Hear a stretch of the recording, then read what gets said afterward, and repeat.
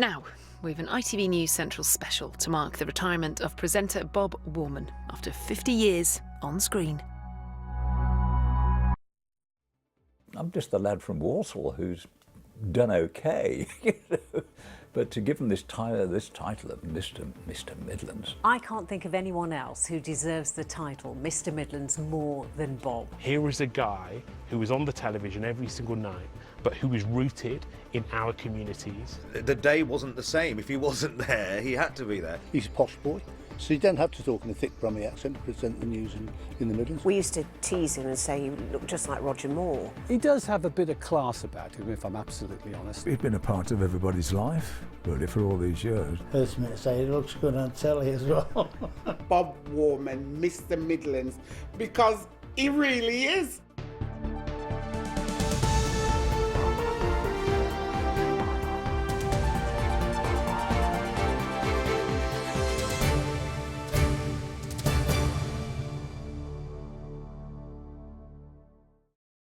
Who'd have thought this cheeky little face, born in 1946 in the Chuckery district of Walsall, would become the most recognisable in the Midlands?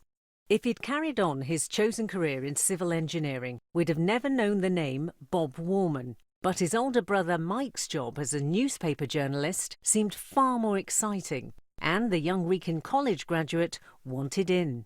My father was dead against it, but anyway, my mother sort of said, look, if you want to do that, just go and do it. You're going to be in work for a very long time, so choose something that you're going to enjoy. Well, I went and knocked on the door of the local newspaper, which was the Walsall Observer, and I went to see the editor. The editor looked me up and down and said, well, we'll give you a go. A star in the making was born.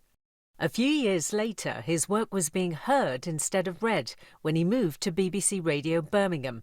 But at the age of 26, he got his big break.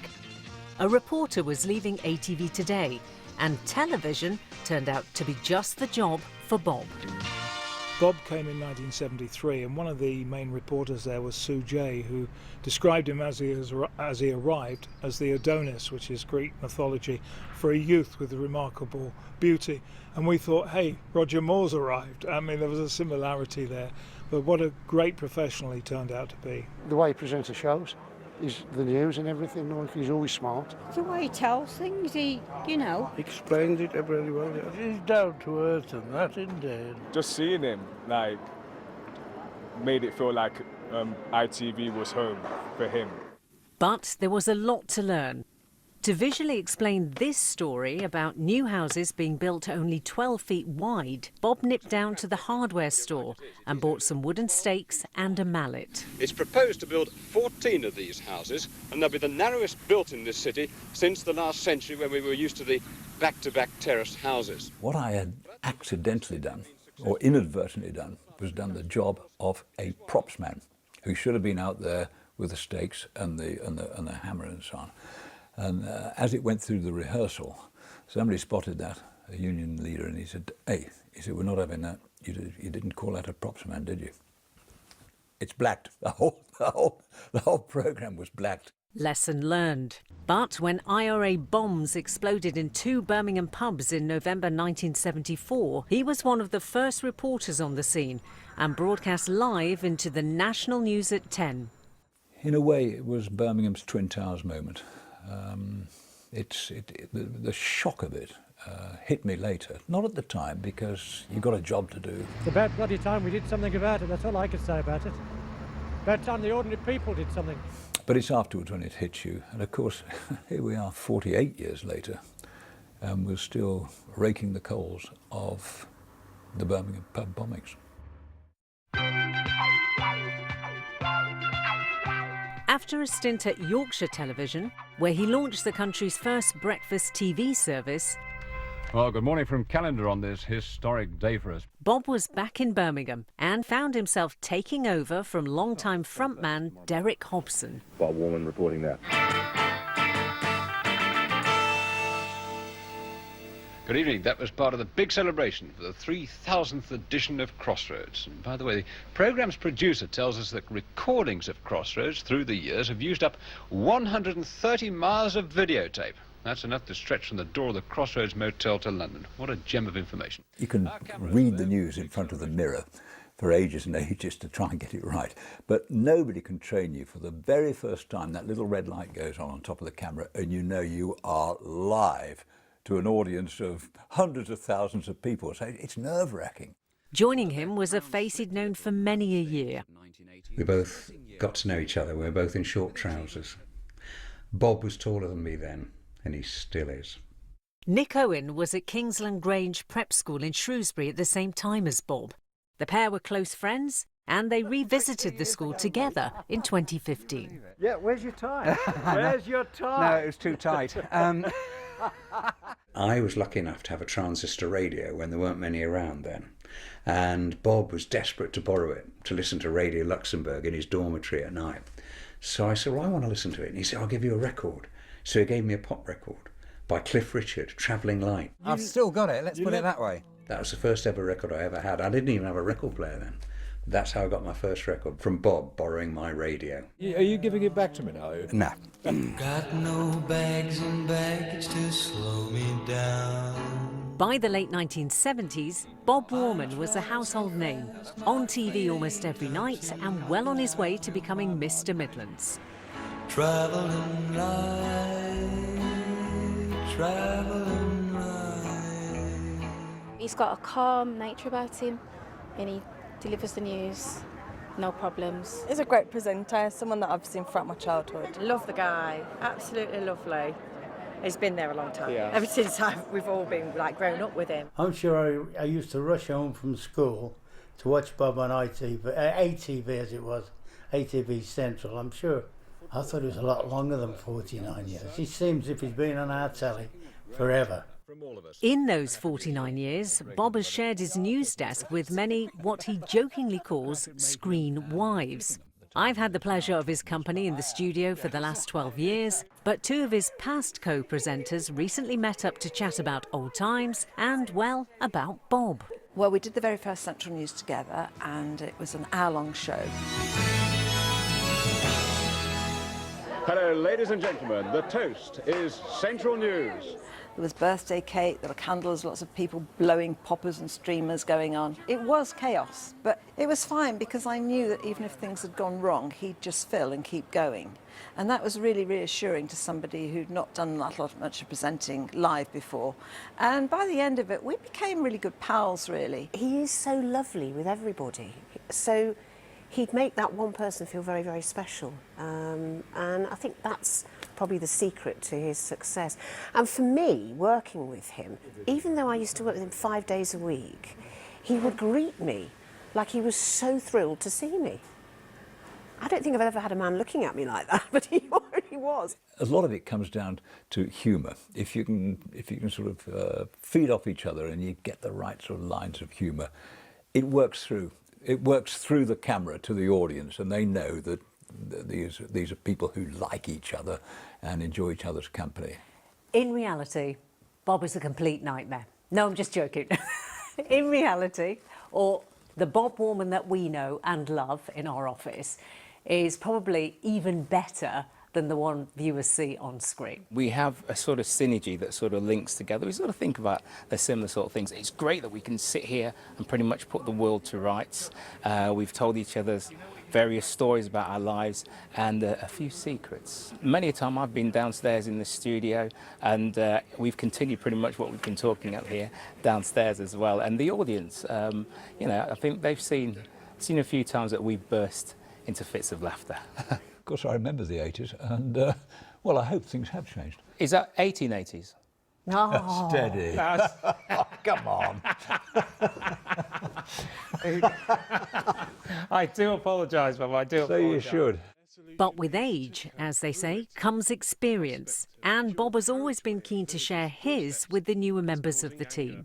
I remember filing my first story and that excited phone call back home to my mum, and the first thing she said was, yeah, okay, that's what you think, but what did Bob think? There is something, an appeal that he has for people across the Midlands, including my mum, who have watched him for years and who know him by his first name, almost like he's one of the family. Good morning, I'm Monifa with your headlines in the Midlands. One thing I love about him is he'd always send me a little email, perhaps after I've come off air, just saying, great work today, but try and open with a big smile, or try and deepen your tone on more serious stories. And it's things like that I've just appreciated so much from Bob. To get a veteran giving you feedback like that has meant so much to me over this period of time. But there is a flip side to being older and wiser, and some of our younger journalists can sometimes get their timelines in a twist. They must think I'm older than God, because very often, if we're talking about things like, well, I remember the war, I'm talking about things like the Falklands War, and they'll say to me, what do you mean in the trenches in the First World War? I know I'm knocking on a bit, but... No, Bob didn't get involved in the mayhem that was Tiswas, but his studio did. It was used by the news team on weekdays, but on Saturday mornings it was awash with custard pies. Also common to both shows was ATV Today reporter and Tiswas host Chris Tarrant. He's very much a Midland lad, and I think pretty much, particularly through the years of all his news reporting or whatever, people got to know that Bob Warman is a straight-talking guy, and I think they trust him. Oh, I don't like him. He's very well-spoken, very polite, and funny as well. You know, once you give him a couple of drinks, he's off. He certainly helped me out a lot. Well, a bit. Well, no, he's never helped me out. I've helped him more than he's helped me, and I've never helped him. So it's been a wonderful relationship between the both of us. When a gap in the programme schedule appeared in the mid-1980s, heads were scratched about how to fill it. Bob suggested introducing a new member to the team, and it turned out that Mr. Midlands knew just what the audience wanted. People tune into us because they see us as part of their enlarged family somehow. And I said, well, look, if a dog is part of the family, why don't we get a dog? And the producer at the time said, you might be onto something. Well, I put my dog on the programme, Oscar, and it was a massive, massive success. Jim? Here we go. It's loose. Right, here we go. Oh. And with a little help from Oscar, Bob was, as always, eager to bring big personalities to the small screen. Some presenters, it's all about them, and he's not like that. He gives you a chance to do what you need to do or say what you need to say, and gives you a chance to grow. Oscar knows ready for you. Have a pancake. We owe a lot to people like Bob Warman, actually. I think, particularly local news, it's always been a really important part of the whole sort of media landscape, and even more so now, I think, when communities and diverse communities are really important. So Bob's service, he's not just been a presenter, he's been a real ambassador and a real voice for all communities across our region. Television career, 50 years. Not many people manage that, do they? I know him since I was in my 30s. I'm 60 now. Oh, yeah, I think he's been a great person. He's a good newsreader and everything. Kind of more so the face of ITV News, isn't it, really? Amongst his many accolades, Bob can count the Baird Medal, the highest award from the Royal Television Society. He was also given an honorary doctorate by Birmingham City University, and revealed just last month an MBE in the Queen's Birthday Honours list. Well, it must be the pinnacle of my career, and I feel very honoured and very proud. But I do recognise, of course, that television is a very collaborative process, and it's not just down to me, it's down to having a terrific team around me. I did offer to curtsy when Bob told us he'd got his MBE, but he sort of brushed it away like Bob does. But you know what? If anyone deserves that title, it's Bob, isn't it? The first thing I said to him was, it's about time. And congratulations are in order from other Midlands recipients of similar honours. Both from Walsall too. How incredible. Like, I don't meet many people in the industry that are from Walsall, so it's so nice that we're from that area. And I know I've retired and I'm 27, so you can retire at any age, but it's amazing when you close one door and the other door's open. I do remember growing up watching Bob, but I want to say a huge congratulations to him, and it's a long, long time to be on screen, that's for sure. And the secret to Bob's extraordinarily successful career? I have no idea, but I want some of that, because at the moment I'm about 10 years in and I've got a broken foot, so to go 50 years at something is incredible. Perhaps Bob Warman MBE will also join multi-award-winning Midlander Ozzy Osbourne with a star on Birmingham's Broad Street. Even after years in LA, Mr. Midlands was still remembered by the Prince of Darkness. Oh, yeah. Yeah? Oh, yeah. Bob Warman. Yeah, yeah. He's still going. No. Yeah? What's his trick? It's Birmingham, see. I'm 61, I'm still going. Well, he sent you a picture there. All right, I'll I'll pin that on my dressing room table. And after that endorsement back in 2010, Bob continued to keep going for another 11 years, 9 months and 15 days until this happened. You've gone viral with this, Bob. What's your news? Come on. I'm dreading this moment. I know you are. We all are. Well, it's to say that I am actually leaving you after 49, nearly 50 years. I'm vacating the seat here. I'm gutted. What was amazing for us was when he announced his retirement, the outpouring of love that came from social media, emails, letters, everyone. There was so much affection for him. It was really moving. He's a true legend, he really is. I will wish I'd, yeah. They'll never replace him. You don't do something for 50 years and not be missed, do you? Sometimes they have to retire, innit? They can't carry on. I wish they did. I hope his retirement is good as ours has been. I'm proud of him. That affection was echoed by all of us at ITV News at our annual award ceremony last month, where Mary Nightingale led a standing ovation for Bob's lifetime achievement. The atmosphere in the room was so brilliant, and when I read out Bob's name, the whole room went wild. But he is such a warm, brilliant professional, and I can't quite imagine TV without him, to be honest. I can't believe Bob's leaving us after 420 years. He's done such a magnificent job. And I think he and Bill Roach, that's about it for ITV. They are the heart of ITV. So we're really going to miss him because he's an icon here in the Midlands. Well, I've been a voice in Bob's ear for over 35 years and it's been a blast. And he's been an absolute pleasure to work with. He's a very versatile presenter, not only news, he did the telethons. Start those calls coming in now, please. Compared quiz shows. And here's your host, Bob Warman! And even had a big part in Crossroads. When's it going to be on? Oh, 6:30 tonight on Central News. Look forward to seeing it. Thanks a lot. Okay, bye. On the back of all that, Bob could easily have taken his talents to London, but Mr. Midlands has always had his home and his heart right here. People are always asking me, forever asking me, why didn't you move to London? I don't want to move to London. I never wanted to move to London. I live in a wonderful part of the world. I was born in what used to be Staffordshire. I was educated in Shropshire. I work in what used to be Warwickshire, and I live in Worcestershire. And taken together, that's a magnificent, magnificent part of the world.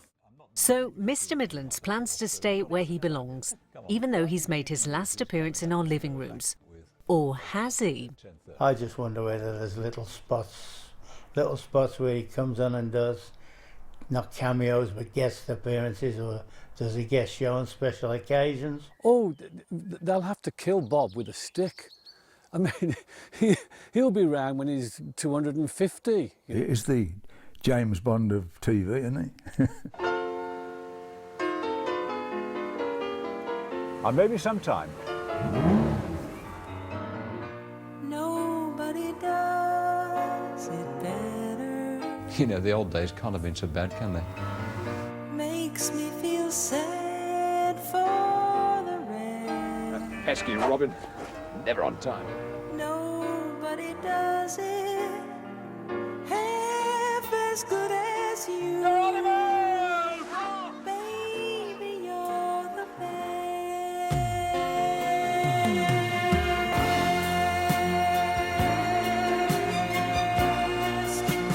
Baby, you're